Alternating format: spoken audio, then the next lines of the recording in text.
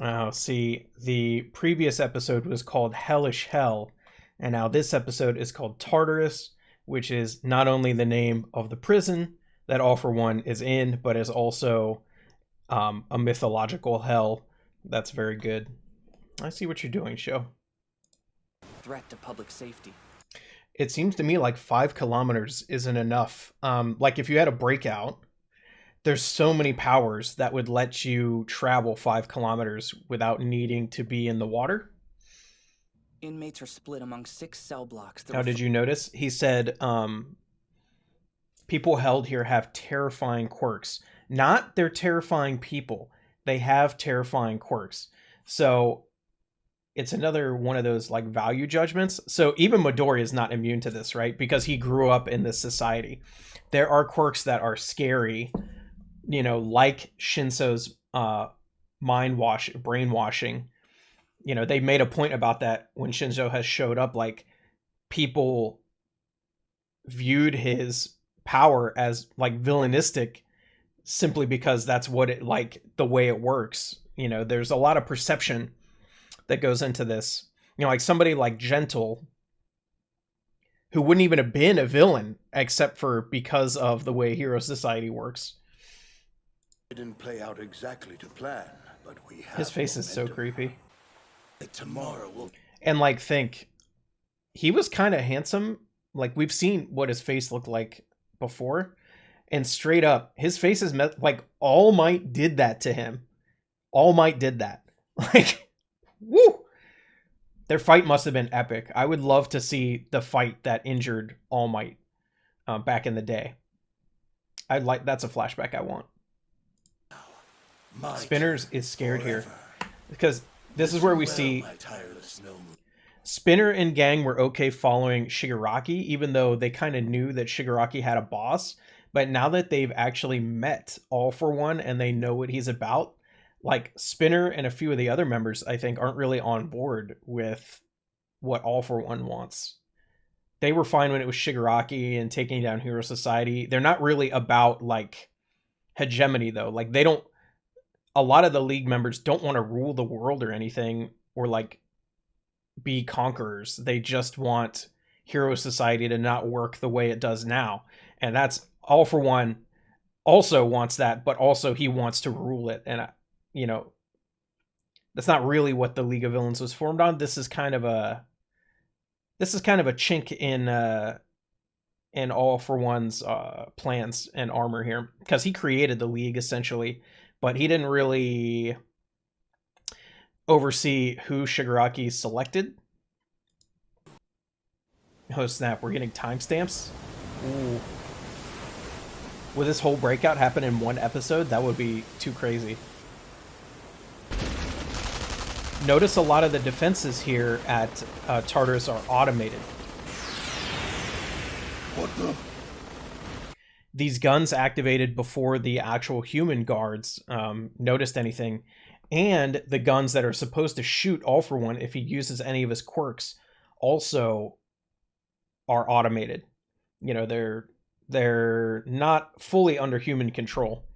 Clearly they don't work too well because in some way, I don't know exactly how the power transference works, but clearly All for One's will is partially in Shigaraki, whether that's through a quirk that he's using or just the side effect of how the power transfer works. I don't know. We've seen the same thing with One for All, so, but not to that extent. Like the One for All users haven't controlled Deku's body and like made him do things that he didn't want to do. Now that just might be, maybe they could, and that's just not their philosophy. But I would be interested to know if they could. I think they killed my brother.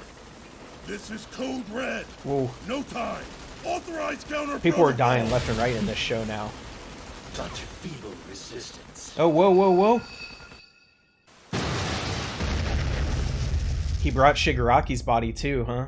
But is he really recovered? Okay, so 3 minutes ago. Very Evangelion style warning screen. This is a code. Hey, at least they know what to do right away. Like, they know that traps them here with the villains and that they still do it. You're struggling. Yeah, but he's got that EMF as well. He can disable all the robots. Next me. So he still views him like that. So, interesting. Does that mean, is he lying to Shigaraki here, or is this a true statement from him? Is he only trying to break his body out so that he can help Shigaraki? That would be a little too altruistic of someone like All For One, I think. I think he's lying to him. But you are the next me. Perhaps he means it more literally, like he's gonna fully move his consciousness to Shigaraki's body since his body is too messed up to like continue his mission, basically.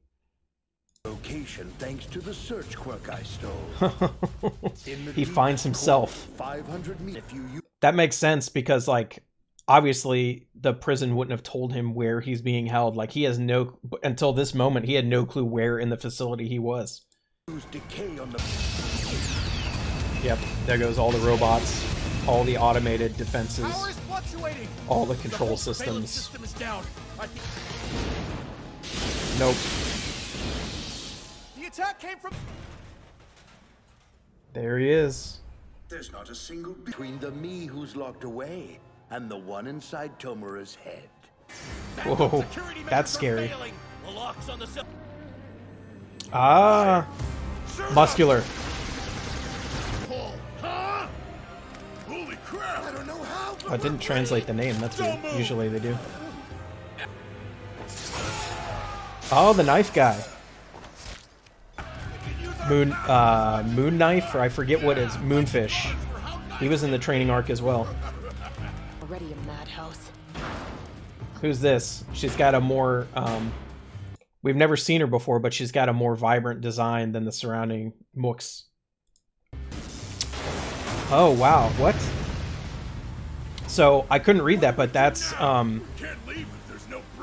okay, so I can't read that, but he's missing, his arms. So that's Overhaul, right? Am I wrong? He was asking where Pops is, but he no longer has, he can't use his power without his hands, so I mean, he can't wake up Pops anymore, I guess. I want to know who this woman with the purple hair is who helped him out. Pops. Yeah, that's his plan. He wants to like fully take over Shigaraki somehow. Just use him as a body. 7 different prisons and released a large number of criminals from 6 of them. This is mass jailbreaking. So, hold up. At last, my preparation. They attacked 7 different prisons and released a large amount of villains from 6 of them. So what happened at the 7th prison, huh? They got stopped. Are complete. He brought his medical equipment with him. That's hilarious. Midnight being dead is... I still can't believe that. Whoa, whoa, whoa. He's alive, but Midnight is dead? Are you kidding me? I thought he was dead for 100% certain. Gran Torino, what a tough dude. Anymore. I never was. And that's all he can think about. Like, think of all the regrets that Gran Torino has. Like, he has been involved in this for 2, now 3 generations of All For One. And he just has only seen failure after failure. Like, it's pretty tough. Like, he must be thinking, like, why did I live so long just to see us lose over and over again? You have Lock and the first Who's this Yoshi dude? to thank for prioritizing your lives. On the line. You know, it seems to me,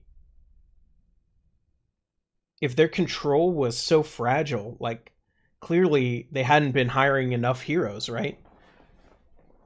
Or is it just that All For One and the villains that support him are, like, just that strong?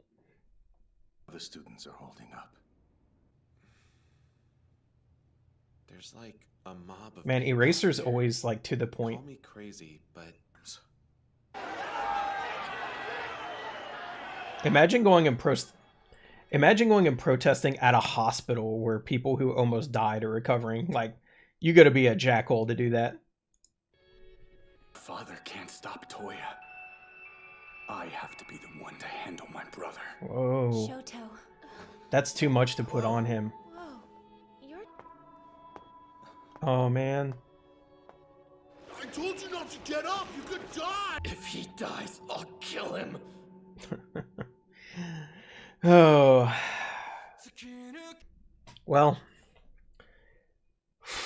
Obviously, Midoriya's not going to die.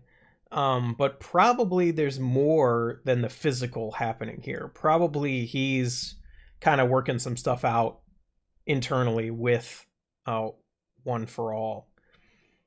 I'm interested to see that. I'm interested to see why they focused on this villainess with the purple hair during the escape. I'm interested to see what will happen with Overhaul. Like, he can't use his powers anymore, but he's still like a huge crime boss. And as far as I know, the whole organization wasn't dismantled. Like, his lieutenants were all taken out, obviously. I don't know where that will be, where that will go. Maybe there's some way to get his power back. He's useful, even though he's, you know, completely evil. But he does have info, which apparently he probably didn't tell the government while he was in prison. I wonder if he's going to be useful to the heroes or useful to the villains. I also want to know what happened to Makia. You know, Makia was on the way to Tartarus. And so was Mr. Compress, for that matter, or whatever, wherever he went. So I'd like to know if they made it to whatever prison, or if they also, you know, wherever was transporting them got intercepted, and now Makia and Mr. Compress are free again as well. I also want to know, they deliberately told us that one of the prisons didn't have a breakout, like the breakout failed. So I don't know if they're going to go back and tell us, like, flashback to what happened there, but something happened there. Or else why give us that detail? There's a lot of interesting things happening, a lot of things to think about for the next half of the season.